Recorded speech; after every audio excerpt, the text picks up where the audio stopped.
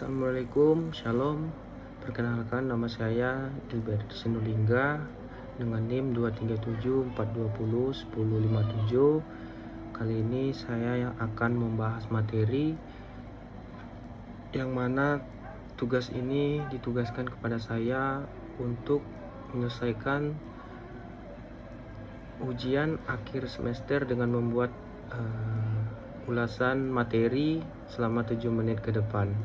Dengan dosen pengampu saya, Bapak Dr. Teddy Kusuma SH, SE, MH, CMD. Kali ini saya akan membahas mengenai materi perjanjian yang dilarang menurut Undang-Undang Nomor 5 Tahun 1999, yang mana undang-undang ini sendiri menjadi landasan hukum yang mengatur tentang larangan praktek monopoli dan persaingan usaha tidak sehat yang ada di Indonesia. Nah, perjanjian yang dilarang ini merupakan kesepakatan yang dibuat oleh dua belah pihak atau dua pelaku usaha yang mengakibatkan praktik monopoli ataupun persaingan usaha yang tidak sehat. Nah, ketentuan ini diatur di dalam pasal Undang-Undang Nomor 5 Tahun 1999 tersebut. Nah, selanjutnya tujuan pelarangan tersebut yang mana agar tidak adanya pelaku usaha yang menguasai pasar melalui kesepakatan yang dapat merugikan pesaing maupun konsumen. Nah, beberapa bentuk perjanjian yang dilarang itu ada yang pertama diantaranya adalah oligopoli, yang mana merupakan oligopoli ini merupakan ketika ada beberapa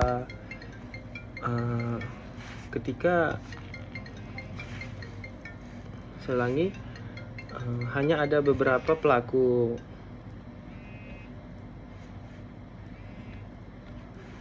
ada beberapa pelaku usaha yang menguasai sebagian besar pasar, sehingga mereka memiliki kemampuan yang bisa mempengaruhi harga maupun jumlah produksi dari suatu produk. Nah, keadaan oligopoli ini tidak selalu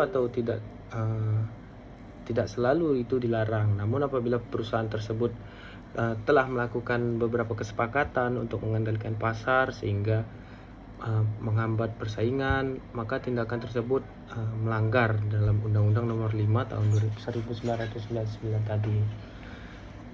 Nah, ada beberapa contoh kasus yang bakal saya ambil.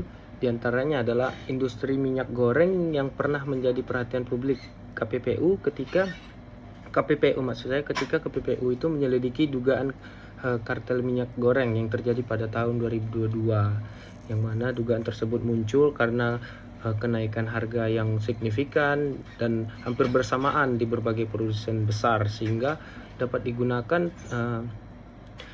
adanya koordinasi yang menghambat persaingan.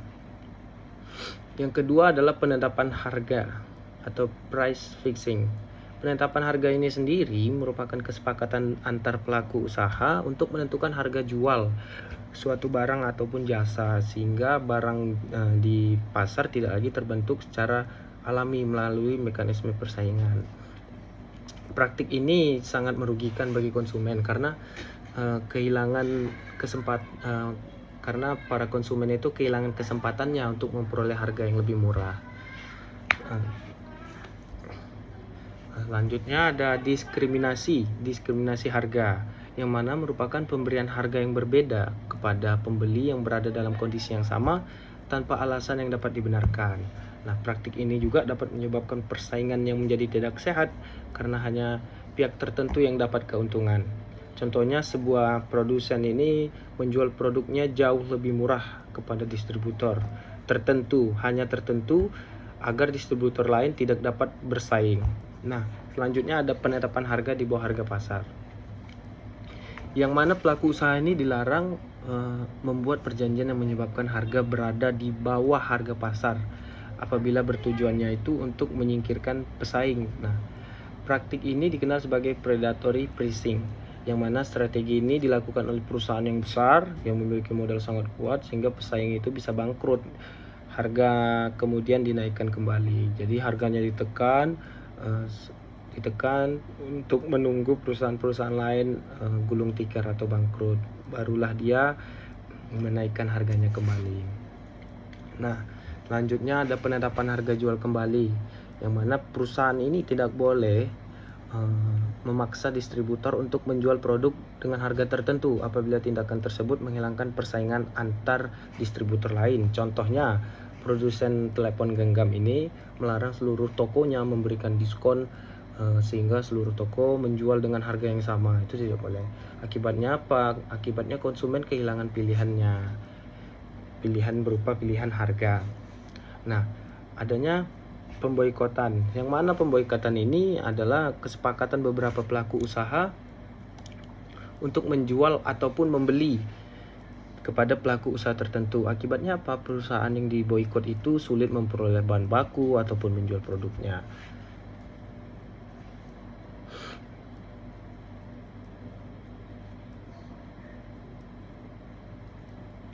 Masih ada banyak lagi, diantaranya ada seperti perjanjian dengan pihak luar negeri, yang mana dilarang membuat perjanjian dengan pihak luar negeri apabila perjanjian tersebut mengakibatkan praktik monopoli atau melanggar Undang-Undang Nomor 5 Tahun 1999 tadi.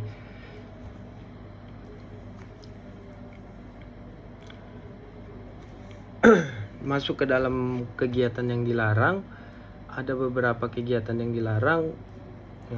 Masuk ke dalam pengertiannya dulu, yang mana selain melarang berbagai bentuk perjanjian antar pelaku usaha, Undang-Undang Nomor 5 Tahun 1999 tadi itu melarang berbagai kegiatan yang menimbulkan praktik monopoli ataupun persaingan usaha tidak sehat, yang mana diantaranya adalah beberapa yang sudah dipelajari: monopoli, monopsoni, penguasaan pasar, dan oligopoli. Masuk secara singkat mengenai tentang monopoli, yang mana monopoli ini adalah ketika satu pelaku usaha itu menguasai produksi pemasaran. Berbeda dengan monopsoni, yang mana merupakan kondisi ketika hanya terdapat satu pembeli yang menguasai pasar, yang mana sehingga hal ini bisa menyebabkan harga pembelian suatu barang jasa itu tidak memiliki alternatif pembeli, sehingga posisi tawarnya jadi sangat lemah. Masuk ke yang ketiga, ada penguasaan pasar, yang mana tindakan pelaku usaha ini menggunakan kekuatan ekonominya untuk menghalangi pesaing yang masuk pasar dan mempertahankan dominasinya secara tidak wajar. Contoh kasusnya ada beberapa juga, diantaranya dalam perkara Google Play Billing ya. KPPU juga menilai bahwa kewajiban penggunaan Google Play Billing ini membatasi pilihan pengembang aplikasi dan menciptakan hambatan bagi sistem pembayaran lain untuk bersaing di pasar aplikasi digital di Indonesia. Nah, ada yang selanjutnya, persekongkolan, yang mana kerjasama antar pelaku usaha untuk memperoleh keuntungan itu dengan cara yang tidak jujur atau tidak benar, sehingga menghilangkan persaingan yang tidak sehat. Contohnya apa? Contohnya seperti persekongkolan tender, memperoleh rahasia dagang persaingan secara melawan hukum, menghambat produksi atau pemasaran pesaing, masuk ke dalam posisi dominan. Nah, pengertian dari posisi dominan ini sendiri, yang mana keadaan ketika pelaku usaha itu memiliki kekuatan ekonomi yang memungkinkan mereka itu untuk bisa menentukan kondisi pasar atau mempengaruhi pelaku usaha lain.